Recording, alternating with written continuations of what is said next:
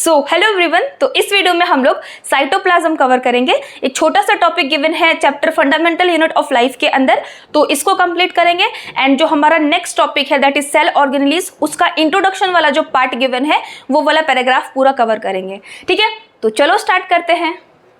तो हमारा टॉपिक का नाम है साइटोप्लाज्म। देखो, हम आपको बताए थे सेल में सेल मेम्ब्रेन प्रेजेंट होता है जिसे हम प्लाज्मा मेम्ब्रेन भी कहते हैं। तो यहां पे प्रेजेंट है हमारा प्लाज्मा मेम्ब्रेन। ठीक है, तो इस प्लाज्मा मेम्ब्रेन के अंदर जो भी फ्लूइड प्रेजेंट होगा ना, इस प्लाज्मा मेम्ब्रेन के अंदर जो भी फ्लूइड कंटेंट प्रेजेंट होता है उसे ही हम साइटोप्लाज्म बोलते हैं। क्या बोलते हैं? साइटोप्लाज्म बोलते हैं। तो साइटोप्लाज्म है क्या? Fluid content present inside plasma membrane is called cytoplasm. तो यही हमारा पहला पॉइंट है, that is fluid content present inside plasma membrane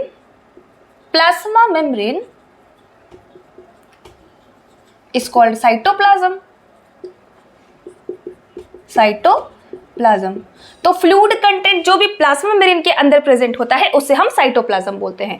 अब देखो, हम आपको बताए थे कि जेनेटिक मटेरियल को रखने के लिए हमारे यूकैरियोटिक सेल में न्यूक्लियस प्रेजेंट होता है, प्रॉपर एक न्यूक्लियस प्रेजेंट होता है। बताए थे ना, ये यूकैरियोटिक सेल का कैरेक्टरिस्टिक होता है कि न्यूक्लियस बेसिकली वेल डिफाइंड होता है, प्रॉपर न्यूक्लियर मेम्ब्रेन प्रेजेंट होता है, डीएनए में हिस्टोन प्रोटीन प्रेजेंट होता है। ये सारी चीजें हम लोग पहले डिस्कस कर चुके हैं। ठीक है, तो इस न्यूक्लियस के अंदर हमारा जेनेटिक मटेरियल प्रेजेंट होगा, दैट इज हमारा डीएनए प्रेजेंट होगा।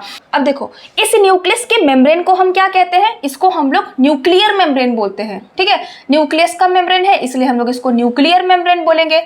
सेल का मेम्ब्रेन था इसलिए हम इसे सेल मेम्ब्रेन कहते हैं या फिर प्लाज्मा मेम्ब्रेन भी कहते हैं। तो प्लाज्मा मेम्ब्रेन के अंदर के कंटेंट को हम लोग साइटोप्लाज्म बोलते हैं। अब ये बताओ कि न्यूक्लियस के अंदर भी फ्लूइड प्रेजेंट होता है, तो क्या ये जो फ्लूइड न्यूक्लियस के अंदर प्रेजेंट है क्या ये भी साइटोप्लाज्म का ही पार्ट होगा? बताओ, क्या ये साइटोप्लाज्म का पार्ट होगा? नहीं, ये साइटोप्लाज्म का पार्ट नहीं होता। तो ध्यान से सुनो, प्लाज्मा मेम्ब्रेन के अंदर का फ्लूइड कंटेंट एक्सेप्ट न्यूक्लियस के अंदर जो फ्लूइड प्रेजेंट है वो साइटोप्लाज्म का पार्ट नहीं है। इसलिए प्लाज्मा मेम्ब्रेन के अंदर का जो फ्लूइड कंटेंट एक्सेप्ट न्यूक्लियस, मतलब न्यूक्लियस को हटाने के बाद जो फ्लूइड कंटेंट बच रहा है उसे हम एक्चुअल में साइटोप्लाज्म बोलते हैं। ठीक है, तो न्यूक्लियस के अंदर जो फ्लूइड प्रेजेंट है उसको क्या कहेंगे? न्यूक्लियस के अंदर जो फ्लूइड होता है उसे हम न्यूक्लियोप्लाज्म बोलते हैं। ध्यान से सुनो, न्यूक्लियोप्लाज्म बोलते हैं।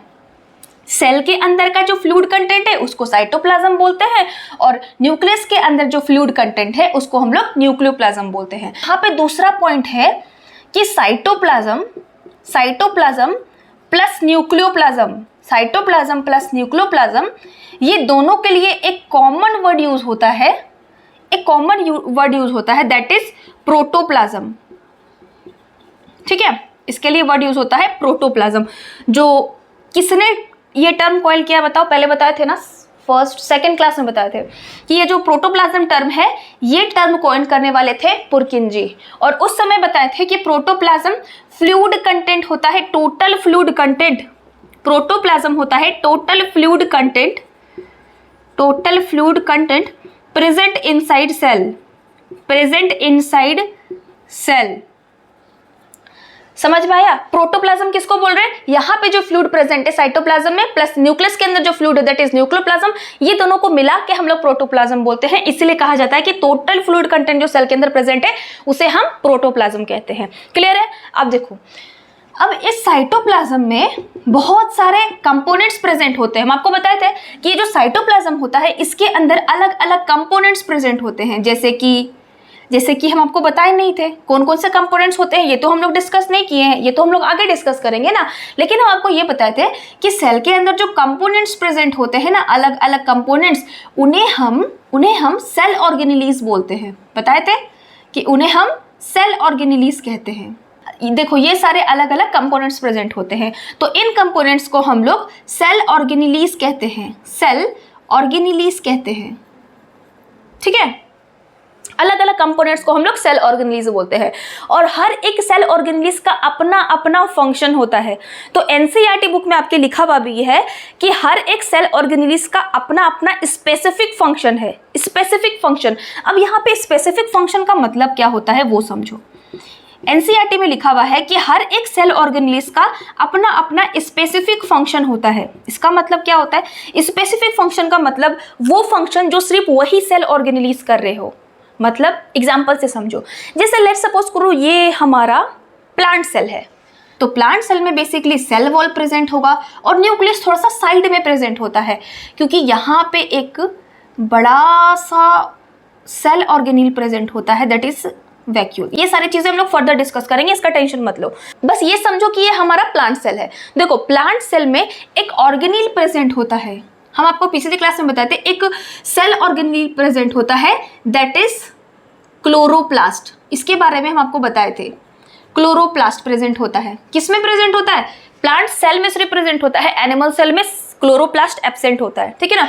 अब इस साइटोप्लाज्म के अंदर एक इंपॉर्टेंट पिगमेंट पाया जाता है दैट इज क्लोरोफिल। तो साइटोप्लाज्म के अंदर एक पिगमेंट प्रेजेंट होगा क्लोरोफिल, और यही क्लोरोफिल बहुत इंपॉर्टेंट होता है फॉर फोटोसिंथेसिस, ठीक है। इसीलिए क्लोरोप्लास्ट सिर्फ प्लांट्स में प्रेजेंट होते हैं, क्योंकि फोटोसिंथेसिस तो सिर्फ प्लांट सेल में होता है, ठीक है ना, इसलिए ये सिर्फ प्लांट सेल में प्रेजेंट होंगे, ठीक है। तो इसके अंदर एक इंपॉर्टेंट पिगमेंट प्रेजेंट है दैट इज क्लोरोफिल, जो कि इंपॉर्टेंट है फोटोसिंथेसिस प्रोसेस करने के लिए, ठीक है। तो हम आपको क्या एक्सप्लेन करने वाले हैं, ये स्पेसिफिक फंक्शन का मतलब क्या होता है। देखो फॉर एग्जांपल ये जो क्लोरोप्लास्ट है, इसका फंक्शन क्या होगा? इसका फंक्शन होगा फोटोसिंथेसिस करना, फोटोसिंथेसिस करके खाना बनाना। तो क्या इस सेल के अंदर ये फंक्शन कोई और सेल ऑर्गेनेल फंक्शन कर सकता है? मतलब कहने का है कि जो क्लोरोप्लास्ट को काम दिया गया है फोटोसिंथेसिस करने का, क्या ये काम सेल के अंदर कोई दूसरे कंपोनेंट भी करते हैं क्या? नहीं, ये काम सेल के अंदर सिर्फ और सिर्फ क्लोरोप्लास्ट का है। उसी प्रकार से माइटोकॉन्ड्रिया का फंक्शन होता है एनर्जी सिंथेसाइज करना, एनर्जी बनाना। तो एनर्जी बनाने का काम सिर्फ और सिर्फ सेल के अंदर माइटोकॉन्ड्रिया का है, और दूसरे ऑर्गेनेल का ये काम नहीं होता, ठीक है ना।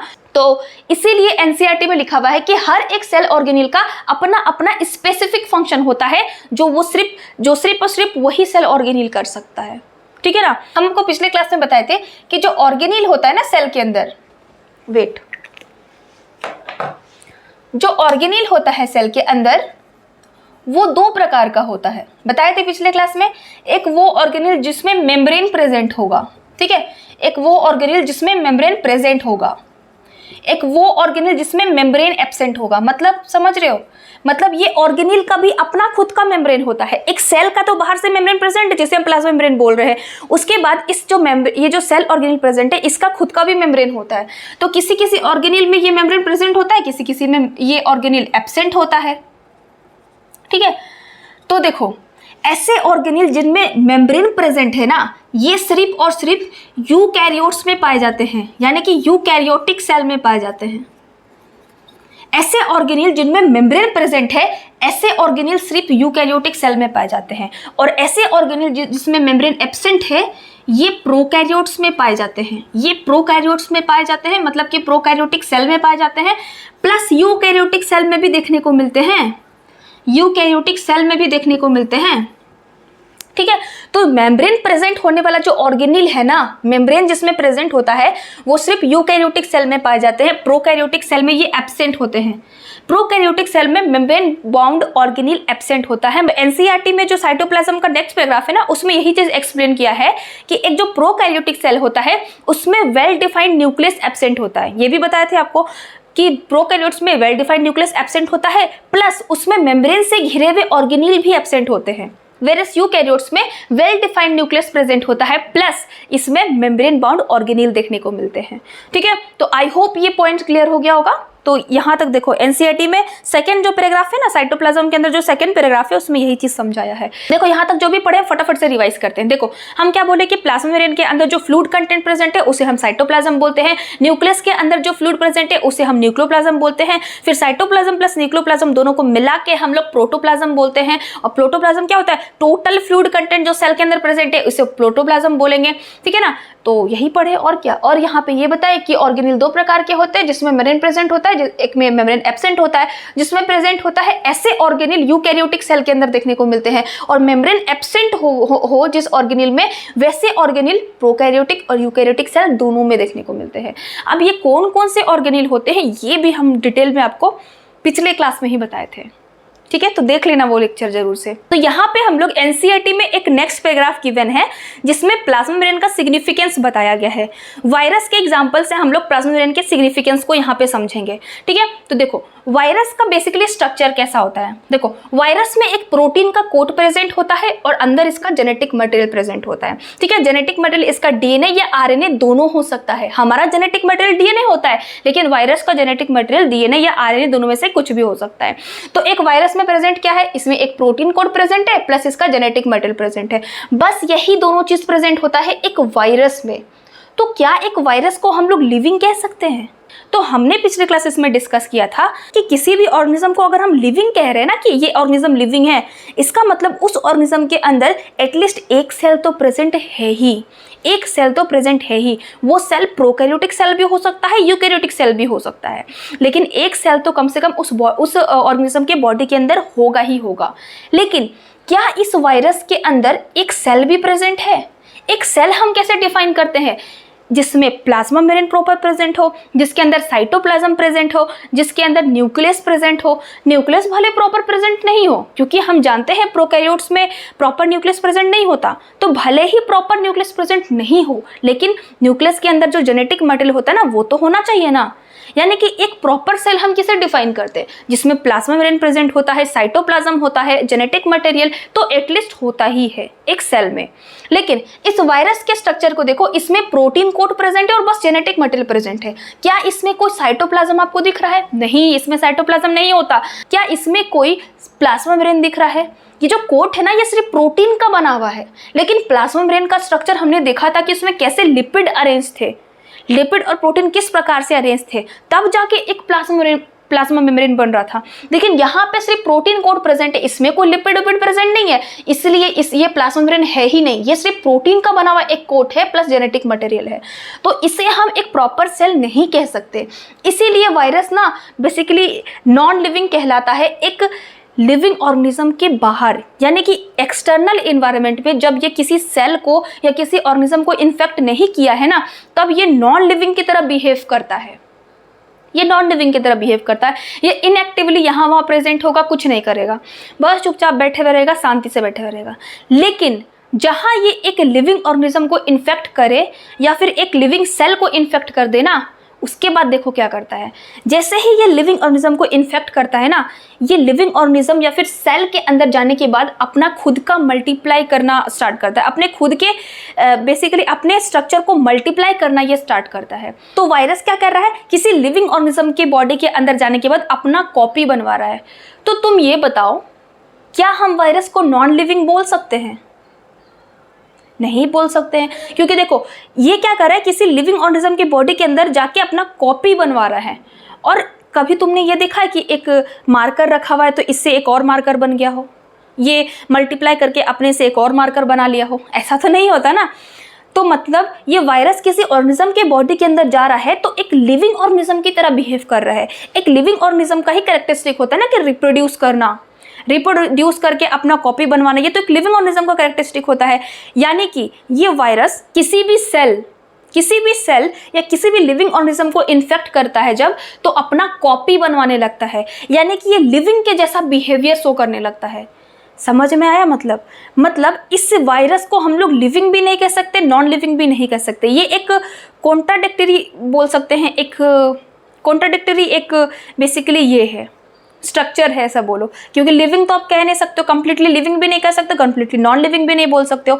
लिविंग क्यों नहीं कह सकते? जब लिविंग ऑर्गेनिज्म को इन्फेक्ट करके ये अपना मल्टीप्लिकेशन, अपना आपको मल्टीप्लाई कर रहा है, तो इसको लिविंग क्यों नहीं कह रहे? क्योंकि इसमें एक प्रॉपर सेल नहीं प्रेजेंट है, इसलिए हम इसे लिविंग नहीं कर रहे। इसे प्रॉपर नॉन लिविंग क्यों नहीं कर रहे? क्योंकि देखो ये अल्टीमेटली एक सेल को जाके इन्फेक्ट करके अपना कॉपी तो बनवा रहा है। ये नॉन लिविंग का कैरेक्टरिस्टिक तो नहीं होता, यानी कि इसे हम प्रॉपर लिविंग या नॉन लिविंग नहीं कह सकते। ये एक कॉन्ट्राडिक्टरी बेसिकली स्ट्रक्चर है, जिससे ना तो हम लिविंग कह सकते ना तो नॉन लिविंग कह सकते। तो देखो इसमें प्लाज्मा मेम्ब्रेन प्रेजेंट नहीं है, इसलिए ये कैरेक्टरिस्टिक नहीं शो कर रहा लाइफ का, ठीक है ना। अब हम लोग यहाँ पे सेल ऑर्गेनेल डिस्कस करने वाले हैं।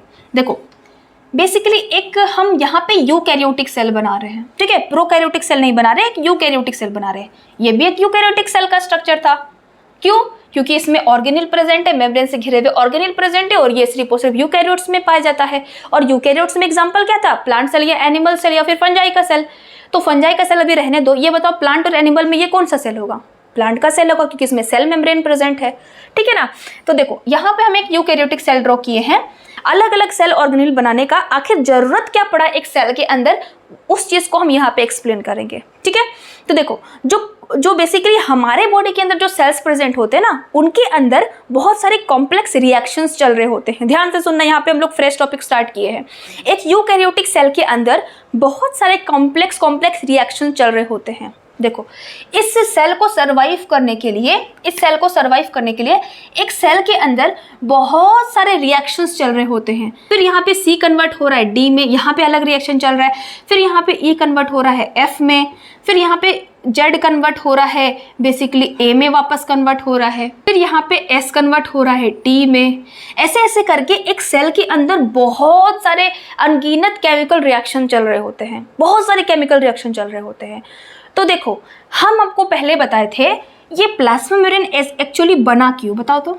ये प्लाज्मा मेम्ब्रेन एक्चुअली सेल में बना क्यों था? ताकि हम इस कंप्लीट सेल को इसके एक्सटर्नल एनवायरनमेंट से अलग कर सकें। इसका जो एक्सटर्नल एनवायरनमेंट था, इस एक्सटर्नल एनवायरनमेंट से हम एक सेल को अलग रखना चाहते हैं। इसके अंदर जो चीज़ प्रेजेंट है उसको हम अलग सेपरेट रखना चाहते हैं। इसीलिए सेल में भगवान जी ने एक प्लाज्मा मेम्ब्रेन लगा दिया, एक मेम्ब्रेन लगा दिया, ताकि इसके अंदर का कंटेंट अलग से प्रेजेंट हो, बाहर के कंटेंट से अलग प्रेजेंट हो। अब देखो जिस प्रकार से यहाँ पर एक मेम्ब्रेन लगाया गया, उसी प्रकार से सेल के अंदर भी बहुत सारे केमिकल रिएक्शन चल रहे होते हैं। यहाँ पे तो हम वैसे 4 बना दिए हैं, लेकिन ऐसे बहुत सारे हजारों केमिकल रिएक्शन एक सेल के अंदर चल रहा होता है, एक सेल को सरवाइव कराने के लिए, एक सेल को प्रॉपर उसके फंक्शंस को परफॉर्म कराने के लिए बहुत सारे केमिकल रिएक्शन चल रहे होते हैं। सारे रिएक्शंस एक में मिल ना जाए, या फिर बेसिकली सारे चीज़ें अलग अलग प्रॉपर वे में हो, इसीलिए यहाँ पे सारे रिएक्शंस में जो हो रहे हैं उसको एक मेम्ब्रेन से सराउंड कर दिया गया, एक मेम्ब्रेन से सराउंड कर दिया गया, ठीक है, एक मेम्ब्रेन से सराउंड कर दिया गया। तो एक सेट ऑफ रिएक्शन इस मेम्ब्रेन के अंदर चल रहा है, दूसरे सेट ऑफ रिएक्शन इसमें चल रहा है। तो सारे केमिकल रिएक्शंस मिल ना जाए, या फिर सारे जो फंक्शंस परफॉर्म हो रहे हैं एक सेल के अंदर वो मिल ना जाए, इसीलिए अलग अलग मेम्ब्रेन बना दिया जाता है एक सेल के अंदर, एक यूकैरियोटिक सेल के अंदर, ठीक है, एक यूकैरियोटिक सेल के अंदर। तो आपके बुक में क्या लिखा हुआ है, पढ़ते, एक मिनट, हम आपके बुक के लाइंस ही हम पढ़ते हैं। देखो, every cell has a membrane around it to keep its own content separate from external environment. External environment से सेल को अलग करने के लिए हमारे में क्या प्रेजेंट होता है? प्लाज्मा मेम्ब्रेन प्रेजेंट होता है। Large and complex cells including cell from multicellular organism needs a lot of chemical reactions, chemical activities to support their complicated structure and function. यानी कैसे समझो ना, इस सेल के अंदर बहुत सारे केमिकल रिएक्शन चल रहे होते हैं। एक यूकैरियोटिक सेल के अंदर जो कि मल्टीसेलुलर ऑर्गेनिज्म का पार्ट है ये सेल, इसके अंदर बहुत सारे केमिकल रिएक्शन चल रहे होते हैं, ठीक है, इसको सर्वाइव करने के लिए। तो keep this activities of different kind separate from each other. अब ये जो एक्टिविटीज इतने सारे सेल के अंदर चल रहे हैं ना, हम चाहते हैं कि ये एक्टिविटीज इधर हो, इसी जगह पे हो, हम चाहते हैं दूसरा एक्टिविटीज इसी जगह पे हो। तो इसीलिए सबको अलग अलग करने के लिए सबको सेपरेट सेपरेट मेम्ब्रेन के अंदर डाल दिया गया, सबको सेपरेट सेपरेट मेम्ब्रेन के अंदर डाल दिया गया। तो वही लिखा हुआ, to keep this activities of different kind separate from each other the cells use membrane bound little structures, जिसे हम ऑर्गेनिल बोलते हैं, विद इन देमसेल्फ, ठीक है। और ये एक फीचर होता है यूकैरियोटिक सेल का जो डिफरेंट बनाता है यूकैरियोटिक सेल को प्रोकैरियोटिक सेल से। तो ये चीज आपको समझना इंपॉर्टेंट था कि यूकैरियोटिक सेल के अंदर अलग अलग ऑर्गेनिल आखिर बनाया क्यों किया गया।